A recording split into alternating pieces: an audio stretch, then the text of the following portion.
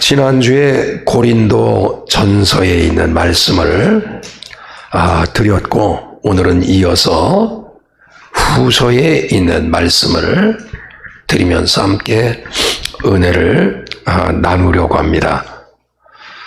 고린도 전서에서는 바울이 고린도 교회를 위한 그 메시지를 보내는데, 그 고린도 안에서 있었던, 교회 안에서 있었던 분쟁이라든지 또 음행이라든지 우상숭배, 여러 가지 그 악행들이 있었는데, 그 악행들을 자세하게 좀 묘사한 부분이 그 6장 9절부터 고린도전서 11절에 있는 말씀입니다. 그 열거하면서 이렇게 이야기합니다. 너희 중에 이와 같은 자들이 있다. 너희들 중에 이와 같은 자들이 있다. 그러면서 우상 숭배에 대한 이야기, 또 불의한 자, 그러니까 교인들에게 이야기하는 거거든요. 우상 숭배, 교회 안에서도 우상 숭배, 교회 안에서도 불의한 자, 또 탐욕, 그리고 모욕하는 사람, 그리고 동성애자들, 그리고 술에 쩔어 있는 사람들, 이런 사람들에 대해서 아주 심히 책망한 적이 있었습니다. 그래서 고린도 교회가 가지고 있는 이 문제를 책망하다 보니까 그 찔림을 받은 그 사람들 중에 회개하는 역사가 있었고, 또 일부는 오히려 바울에게 대들면서 바울에게 저항하는 이런 사람이 있었습니다.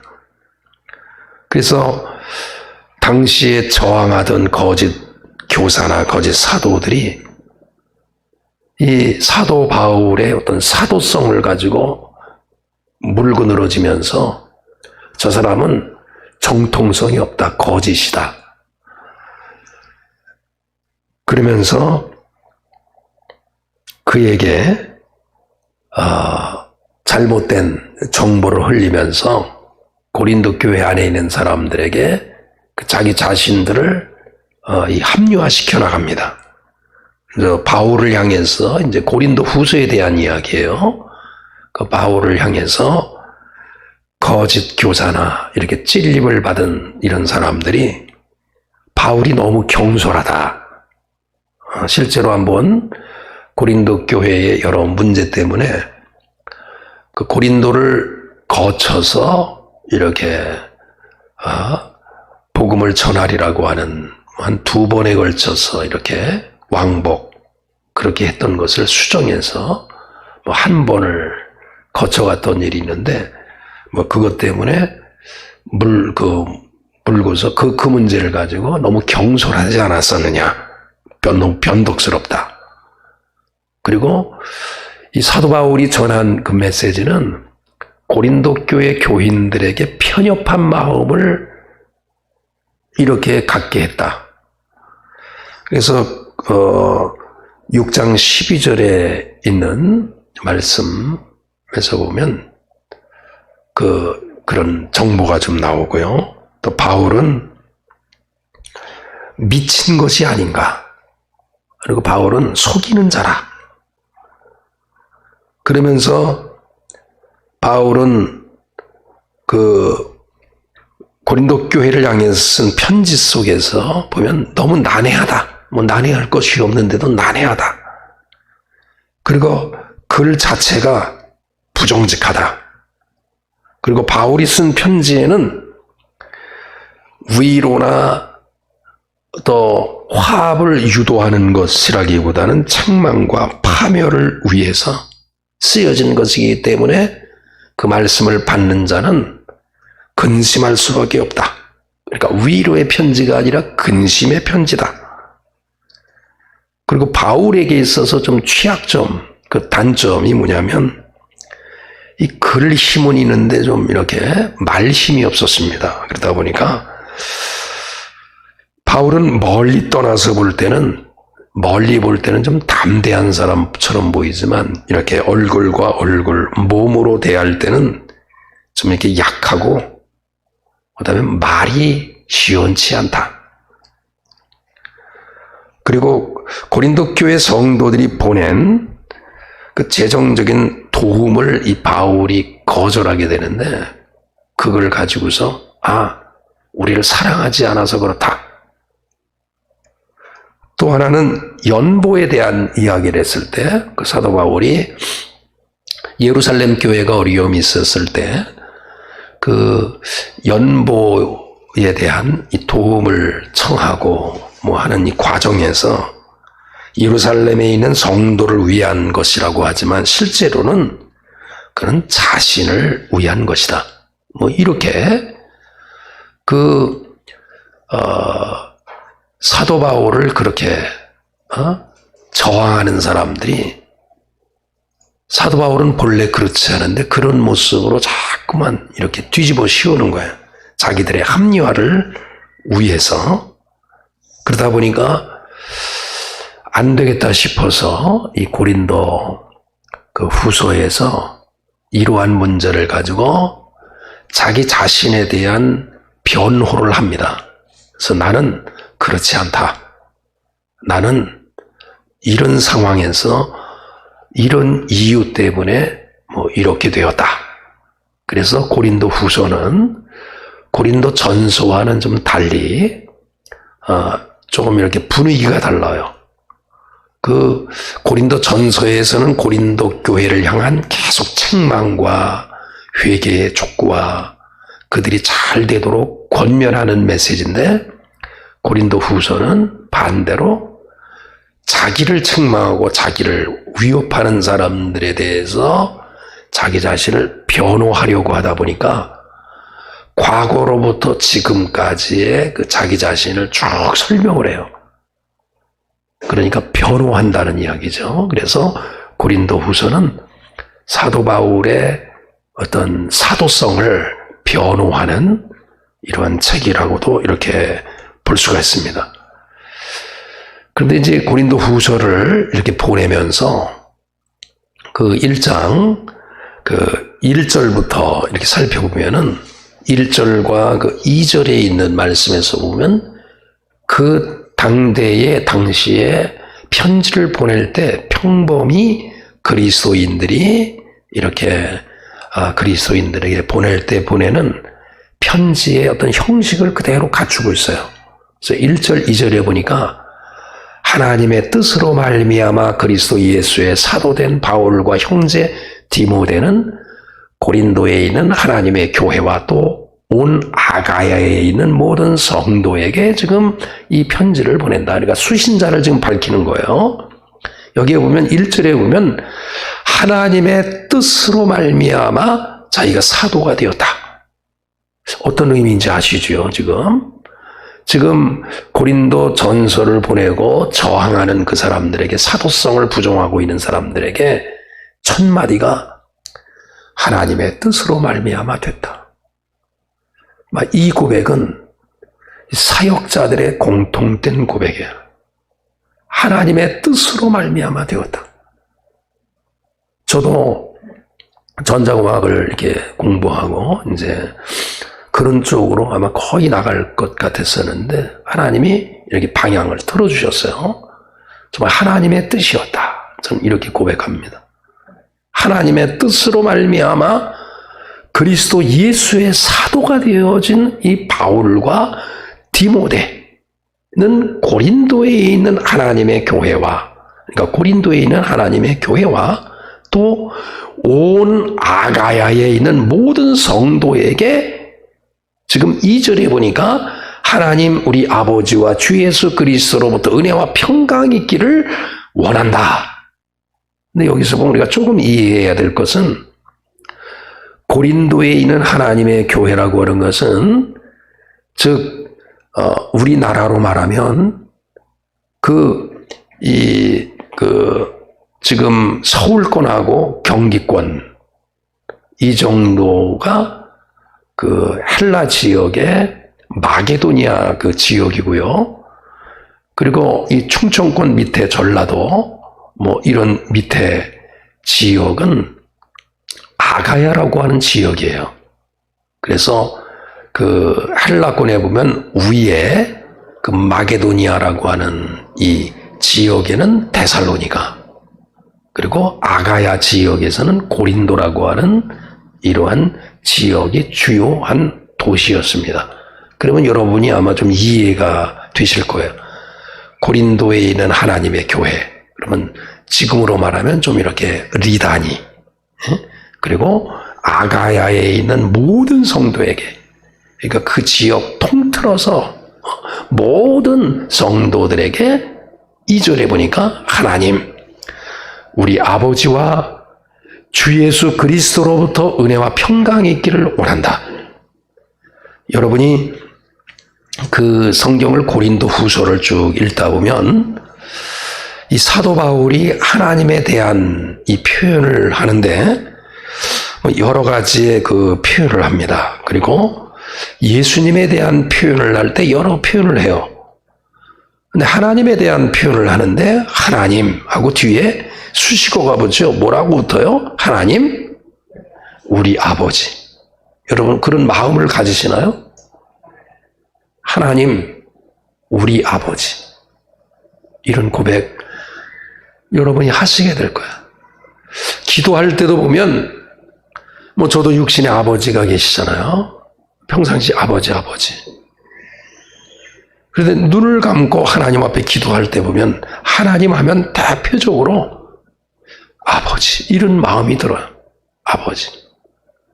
우리 육신의 아버지는 때로는 부족한 점이 있어요. 그러나 하나님 아버지는 부족함이 없는 거예요. 그리고 예수님을 향하여 이 호칭을 또 부를 때 예수 부르는데 오늘 2절에 보니까 앞에 수식어가 붙고 뒤에 수식어가 붙어요. 예수 할 때 앞에 뭐가 붙어요? 주님 이런 말이에요. My Lord, 이게 나의 주인이시여, 이게 주님이시여. 이 표현은 단순히 영어 번역의 my Lord, 이게 Lord라고 하는 이 표현이 아니에요. 나의 주인이요 이런 말이 아니에요. 이거는 여호와라고 하는 말이 그 앞에 붙어 있는 거예요. 주. 구약에서 주님 할 때는 주인이라고 하는 표현이 있지만 대문자로 쓰여진 것은 다 뭐냐면 다 여호와라고 하는 표현을 가지고 있어요. 살아계신 분 이런 표현이에요. 주. 그 다음에 뭐라고 표현해요? 뒤에 보면 그리스도. 그리스도는 예수님께서 이 땅에 오셨을 때 어떤 임무를 가지고 오셨는가? 존칭이기도 해요. 그리스도, 기름 부음 받은 자라고 하는 의미를 표현한다고 하면 왕의 직분으로, 제사장의 직분으로, 예언자의 직분으로 이 땅에 오셔서 일하신 분, 이렇게 언급하고 있는 것을 알 수 있습니다. 그런데 2절에서 보니까 우리가 은혜와 평강이 있기를 원한다 이렇게 축복하잖아요. 은혜와 평강이 있기를 축복한다. 은혜와 평강이 있기를 원한다. 근데 참 사도 바울의 인사가 참 놀라워요. 은혜라고 하는 이 말은 그 당시에 헬라에 있는 사람들이 인사를 할 때 카리스 그랬어요. 은혜. 이것을 매력이라고 하는 것으로 표현합니다. 그래서 여러분이 헬라권의 그 예술적인 작품들을 보면 다 카리스예요. 다 매력적이라고요. 이게 볼 때. 그 건물을 봐도 매력적이고, 그러니까 건축물을 봐도 어떤 조각되어진 것들, 그림을 보더라도 다 매력적이에요. 그래서 그들은 항상 인사할 때 뭐라고 얘기하냐면 카리스 그러는 거야. 그런데 그러니까 민족이 추구하고 있는 어떤 가치를 표현할 수 있다는 거야. 그런데 유대인들은 달랐어요. 유대인들은 항상 만나면 뭐라고 인사하나요? 샬롬 그렇게 얘기한단 말이에요. 그것이 헬라어로 바꾸면 에이레네 이렇게 되는 거예요. 에이레네. 그러니까 헬라권에서 유대인들이 살아가면 헬라 말을 사용하니까 만날 때마다 뭐라고 축복하냐면 뭐라고 축복해요? 에이레네. 그들의 말로는 샬롬 그런단 말이에요. 이 두 가지를 합성을 시켜요. 사도 바울이.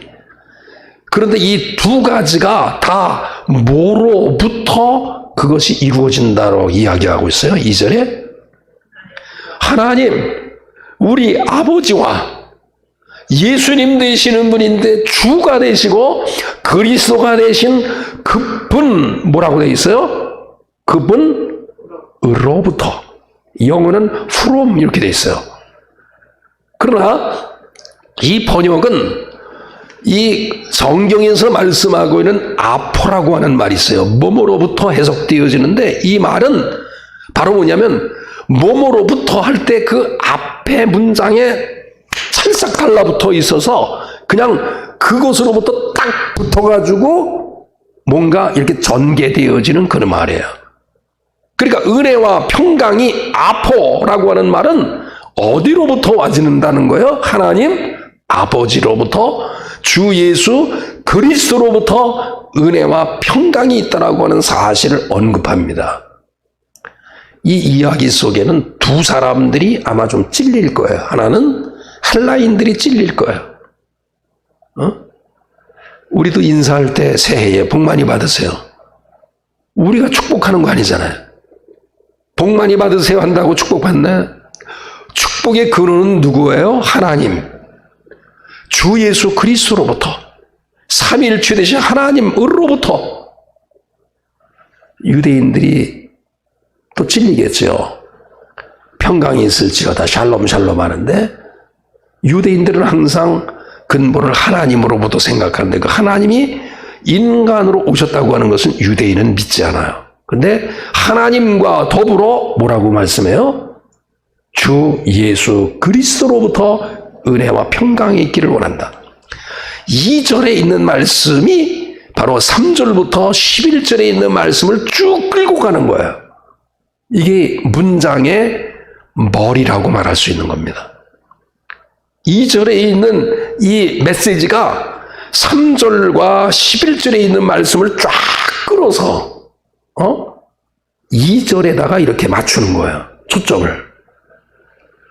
그러면 3절부터 11절에 있는 말씀에서는 무슨 이야기를 하고 있냐면 놀랍게도 이게 인사에 대한 부분에서 이 이야기가 첨가된 거거든요. 1절과 2절은 당시에 그 편지를 보낼 때의 형식적인 내용을 그대로 갖추고 있는 거예요. 근데 3절부터 11절에 있는 말씀은 조금 특이하게 앞에 인사의 이 부분에 있어서 이 말을 붙였다고 하는 사실이 좀 이상해 보여요.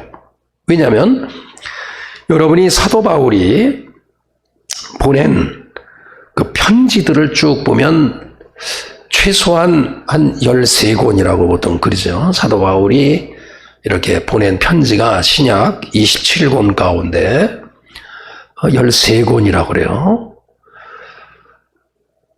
기타도 한 8권이 됩니다. 근데 13권 가운데 이 공통점은 이렇게 1절과 2절처럼 평강, 은혜와 평강 있기를 축복한다라고 이야기한 다음에 그 다음에 이어지는 이야기가 바로 뭐냐면 당신들이 믿음을 가져서 감사합니다. 당신들이 어려운 가운데도 소망을 가져서 감사합니다. 또 어려운 가운데도 사랑해서 감사합니다. 감사하면서 그 수신자에 대하여 감사하는 내용이 보통 평범한 편지예요. 근데 3절부터 11절에 있는 말씀 보면 그렇지 않아요. 자세히 보면 그렇지 않아요. 이게 무슨 얘기냐면 수신자들에 대한 수고와 인내와 사랑, 믿음 이런 거를 언급하면서 감사에 대한 이야기를 언급하는데 3절부터 11절에 있는 말씀은 그 내용이 아니라 사도 바울 자신에 대한 이야기를 하고 있는 거예요. 과거로부터 현재까지 내가 많은 그 어려움이 있었는데 그 어려움 속에서 그 힘들고 어려웠던 환난이 여기 보면 4절에 보면 환난이라고 하는 말을 표현해요. 이 환난. 이 환난이라고 하는 이 말 표현은 번역이 되면서 이렇게 환난하면 어려움이 있다 이렇게 표현하잖아요. 근데 이 드립시스라고 하는 이 말은요 평범한 말이 아니에요. 포도즙 틀에 포도주를 이렇게 얹혀놓고 집어넣고 포도즙을 짤 때 그 꽉 짤 때 어떤 느낌일까요? 그 정도의 고통을 말하는 거예요. 또 어느 역사가는 사람을 고문할 때 최고의 어떤 이 아픈 고문 가운데 하나는 이 사람이 그 사람을 바닥에다가 뉘어놓고 큰 돌 있잖아요. 그냥 울퉁불퉁한 그 돌을 가슴에다가 이렇게 얹혀놓는 거예요. 그러면 이 가슴이 터질 정도의 그 아픔을 겪을 때의 그 아픔을 드립시스라고 하는 거예요. 환난이라고 하는 거예요. 그런데 사도 바울이 자기 자신이 과거로부터 현재까지 있었을 때 많은 환난이라고 여기 모든 환난이라고 그랬어요. 모든 환난 중에 있었을 때 하나님께서 위로를 해주셨다는 거예요. 그 위로해 주신 그 하나님에 대한 감사와 그 하나님에 대한 찬송으로 이렇게 연결되는 것을 볼 수가 있어요. 그러면서 11절에 보니까 뭐라고 말하냐면 11절에 너희도 지금 개인이 자기 자신의 역사를 바라보면서 과거로부터 지금까지 도와주신 것에 대한 감사와 찬송을 3절부터 10절까지 쭉 하다가 갑자기 어디로 연결돼요? 11절에 보니까 너희도 나도 많은 환난 가운데 있었지만 그 순간순간 하나님의 위로하심이 있어서 그 위로를 주시고 그 환난 가운데서 이기게 하신 하나님을 내가 찬송하리로다 그랬는데 11절에 보니까 너희도 그렇게 좀 하라 이런 말이에요. 너희도 그렇게 하라. 그러면서 우리를 위하여 기도 좀 해달라. 너희도 내가 감사한 것처럼 너희도 그렇게 되기를 바라고 또 우리를 위해서 기도하라. 우리도 너희를 위해서 축복한다. 뭐 이런 말씀입니다. 그러면 3절에 있는 말씀을 조금 더 자세하게 말씀을 좀 드리면 이 3절 보니까 한번 읽어보겠습니다. 3절 시작. 찬송하리로다. 그는 우리 주 예수 그리스도의 하나님이시요 자비의 아버지시요 모든 위로의 하나님이시라. 이 찬송하리로다. 이 찬송하자고 하는 이런 권면의 메시지이기도 해요. 나는 찬송합니다 이런 얘기예요. 동시에 여러분도 함께 찬송해야 합니다 이런 의미를 가지고 있어요. 왜냐하면 찬송 받으시는 그분은 우리 주 예수 그리스도의 하나님이시요 자비의 아버지시요 모든 위로의 하나님이시라. 여기에서 사도 바울은 순간순간 힘이 들고 어려웠을 때 사도 바울을 위로해 주시고 그 자비를 베푸신 하나님을 찬양하는 거예요. 근데 어려움 가운데 어떻게 이렇게 찬송할 수 있었을까? 바로 2절에 답이 있는 거예요. 2절에 그 은혜와 평강이 있기를 원한다. 그런데 은혜와 평강이 다 어디서부터 오는 거예요? 하나님, 우리 아버지와 주 예수 그리스도로부터 온다. 그러니까 어려움 가운데 찬송할 수 있었던 것은 바로 위로의 하나님, 그리고 자비의 하나님, 그 이하에 그 하나님에 대한 표현이 수없이 지속되는 것을 알 수 있어요. 그분은 살아계신 하나님, 고린도후서 3장 3절 6장 16절. 은혜와 자비와 위로의 하나님 1장 2절 3절. 그분은 신실하신 분 1장 18절. 그는 능력으로 자기 백성을 돌보시는 하나님, 그리스도의 아버지, 그 백성의 아버지. 그러니까 다양한 표현을 하고 있어요. 왜 하나님을 찬양해야 하는가? 바로 이러한 하나님이시기 때문에 그래요. 4절에 있는 말씀 보니까 4절, 모든 환난이 있었지만은 그 모든 환난을 당할 때마다 하나님의 위로가 있었다는 거예요. 여러분, 위로라고 하는 말은 우리가 가지고 있는 성경 번역에서는 이게 위로, 별 느낌이 없어요. 그런데 원문으로 이 파라클레시스라고 하는 말은 번역을 할 때 세 가지의 번역으로 되어 있어요. 파라클레시스를 세 가지로 번역을 해요. 성도들이 하나님의 은혜를 받았을 때, 그 위로함을 받았을 때, 그게 파라클레시스예요. 그리고 권사님들 할 때 권사, 권면한다는 말 있잖아요. 이게 파라클레시스예요. 그리고 성령님 할 때 그 위로자라는 말 있잖아요. 위로자. 이것이 파라클레시스라고 하는 말이에요.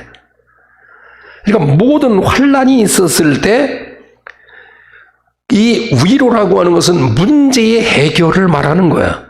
그런데 의미적으로 볼 땐 파라클레오라고 하는 말의 뿌리를 가지고 있는 거예요. 파라클레시스라고 하는 것은. 이게 뭐냐면 가까이 하다라는 말이에요.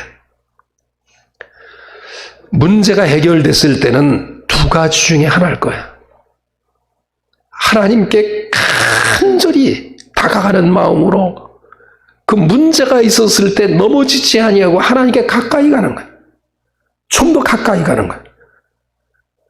코로나 이 시국 2년이 이제 지나가요. 만 2년이 지나가는 이때에 우리 교회와 제가 한 일은 하나님께도 가까이 가야 되겠다. 환난과 어려움과 모든 어려움을 해결할 수 있는 것은 위로 가까이 가는 거예요. 또 반대로 말하면 하나님께서 우리와 함께 하시는 가까움에 멀리 계신 하나님이 아니라 이 환난을 통해서 하나님은 가까이 계신 분이구나 라고 하는 것을 알 수 있다는 것입니다. 그런데 4절에 보니까 그 전반부에는 모든 환난 중에서 우리를 위로하셨다 그러잖아요. 그런데 하반부에는 4절 하반부에서는 하나님께서 위로하신 이유가 있어요. 무슨 이유가 있다고요? 하나님께서 문제 해결을 해주셨을까요? 나만을 위해서? 그렇지 않아요. 사도 바울의 고백은 이렇게 고백해요. 하나님께로부터 받은 그 위로는 모든 환난을 겪는 자들에게 위로하시기 위함이라. 여러분, 이 말씀이 믿어지시나요? 저희가 매년 이제 높은 산 무너뜨리기 기도회를 저희가 하는데 요 근간에는 모일 수도 없고 상황이 여의치 못해서 다니엘 기도회, 세계적으로 아주 유명한 다니엘 기도회가 있어요. 수천 교회, 수만 교회들이 참여하는 이러한 기도회인데 그 강사들 가운데 한 7명 정도를 추려서 우리가 이제 강사님을 통해서 이제 은혜를 함께 나눕니다. 근데 그 강사님들을 통해서 보면 간증자들의 이야기를 통해서 보면 다 환난을 당했는데 보통 당한 게 아니에요. 근데 당한 가운데 하나님께 가까이 나가는 모습들을 볼 수 있어요. 근데 가까이 나가면서 그 하나님께서 문제 해결을 해주시고 위로해 주셨는데 그거로 끝나지 않아요. 그들이 간증함으로 많은 사람들이 어떻게 돼요? 새 힘을 얻고 그렇게 되는 것을 알 수 있어요. 4절에 보니까 하나님께 받은 위로로서 모든 환난 중에 있는 자들을 능히 어떻게 한다고요? 위로하게 하시는 이시라. 5절에 보니까 이런 말씀을 해요. 5절은 좀 더 우리가 번역을 잘 하셔야 돼요. 여기에 보면 그리스도의 고난이 이렇게 되어 있어요. 그리스도의 고난이. 그러면 고난이 누구에게 임한 것으로 생각할 수 있어요? 번역된 성경으로 보면 고난이 누구에게 임한 것 같이 느껴져요? 그리스도에게 당한 것처럼 느껴지잖아요. 근데 이 문구 전체의 맥락은 그런 것이 아니라 그리스도가 당한 그 고난이 우리에게 넘친 것 같이, 그러니까 그리스도가 당한 그 고난이 우리에게 넘친 것 같이, 그러니까 우리에게 그 고난이 너무너무 많다는 거야. 사도 바울에게 있어서는. 그런데 반대로 우리가 받은 위로도 어떻게 됐다고요? 그리스도로 말미암아 넘치는도다. 이렇게 말씀하고 있어요. 그러니까 고난에 비교할 수 없는 위로도 또한 많이 받았다는 거야. 그러면 여기에서 우리는 정신 차려야 될 것 가운데 하나가 그 당시에 이 많은 어려움을 당했던 그 사도 바울의 그 모습을 바라보면서 그 다음에 계속 설명을 하고 있지만 사도 바울이 고난을 당했으나 그 고난을 이겨나가는 모습을 바라보고 사람들이 어떤 마음이 들었을까요? 아, 나도 저렇게 하면은 극한 어려움 속에서 이길 수가 있겠구나. 여러분, 사도행전 제가 말씀을 드릴 때 그 유라굴로 그 태풍에 대한 말씀을 드린 거 여러분 기억하시나요? 그냥 로마로 그 송치돼 나가는 과정에서 배가 파손되고 막 끓는 가운데 사람들이 두려워 떨면서 그 질 같은 어려움 속에서 며칠 밤을 그냥 헤매이다가 나중에는 탈진돼가지고 다 손 놓고 있을 때 두려워하지 마라. 하나님께서 나로 말미암아 내가 사명이 있기에 나로 말미암아 함께 탄 백성들이 생명은 유지된다. 배는 파손된다 할지라도 두려워하지 마라. 이러잖아요.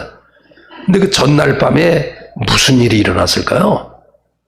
하나님과 가까이 하는, 또 하나님께서 사도 바울에게 가까이 있었던 그 일이 있었기 때문에 위로받은 것을 사람들이 알게 됐잖아요. 그런 사람들이 그 일을 통해서 우리도 환난이 있을 때 하나님께 가까이 가야겠다. 그러니까 많은 어려움이 있었지만 사도 바울은 무슨 고백을 해요? 그 많은 어려움 가운데 또한 많은 위로를 받았다. 5절이 그런 말씀이에요. 6절은 또 4절을 다시 한번 설명합니다. 이 4절이 굉장히 중요한 얘기거든요. 4절이 무슨 얘기라고 그랬어요? 4절이 무슨 말씀이라고 그랬어요? 우리가 많은 환난을 당했으나 하나님의 위로하심이 있었는데 그 위로하신 이유가 뭐라 그랬어요? 남을 환난 중에 있는 모든 사람들을 위로하게 하심이라. 이것을 6절에서 또 다른 표현으로 또 다시 반복합니다. 6절 한번 읽어볼까요? 시작. 우리가 환난을 당하는 것도 너희가 위로와 구원을 받게 하려는 것이요 우리가 위로를 받는 것도 너희가 위로를 받게 하려는 것이니 이 위로가 너희 속에 역사하여 우리가 받는 것 같은 고난을 너희도 견디게 하느니라. 그러면서 7절 너희를 위한 우리의 소망이 견고함은 너희가 고난에 참여하는 자가 되는 것 같이 위로에도 그럴 줄 아미니라. 제가 이 말씀을 정리하면서 그 9절부터 11절에 8절부터 11절에 있는 말씀으로 마무리하려고 해요. 8절에 보니까 형제들아 우리가 아시아에서 당한 환난 얼마나 많았는지 모른다. 어느 정도냐면 힘이 겹도록 심한 고난을 당했는데 소망까지 8절 어떻게 됐다 그랬어요? 끊어질 정도였다. 삶을 포기할 정도였다. 그리고 우리 자신이 사형 선고를 받은 것 같이 그렇게 알았다. 그런데 이렇게 되어진 이유를 설명해요. 9절. 뭐라 그래요? 우리로 누구를 의지하지 말고 자기를 의지하지 말고 오직 죽은 자를 다시 살리시는 하나님만 의지하게 하심이니라. 믿으면 아멘 하세요? 네, 아멘. 그가 이같이 큰 사망에서 우리를 건지셨고 과거에 또 앞으로도 건지실 것이며 이후에도 건지시기를 그에게 바라노라. 그러면서 기도 협력을 해요. 협조를 해요. 너희도 이와 같이 하라. 그러면서 우리를 위해 간구를 해라. 기도해달라. 우리가 많은 사람의 기도로 얻은 은사로 말미암아 많은 사람이 우리를 위하여 감사하게 하려 함이니라. 기도의 이 노출, 제가 표현은 그렇습니다. 기도의 노출.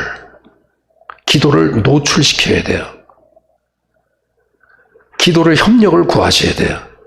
그래서 오후 중기도회에 특별히 함께 참석해서 이렇게 기도를 요청하시고 아니면 기도해달라고 하는 것을 사모님이나 저에게 주시면 같이 해서 공동으로 기도하는 것이 얼마나 중요한지 몰라요. 왜냐하면 많은 사람의 기도로 얻은 은사라고 표현해요. 저와 여러분이 이렇게 어려운 가운데도 함께 승리할 수 있는 길은 주변에 알지 못하는 사람들의 기도라 생각하면서 여러분이 저와 여러분에게 있어서 고난을 겪은 자만이 고난받는 자를 위로할 수가 있다. 상처받은 자만이 참된 치유자가 될 수 있다. 고난이 합력한 선을 이룬다라고 하는 믿음을 가지셔서 고난 앞에서 승리하는 여러분이 될 수 있기를 간절히 축원합니다.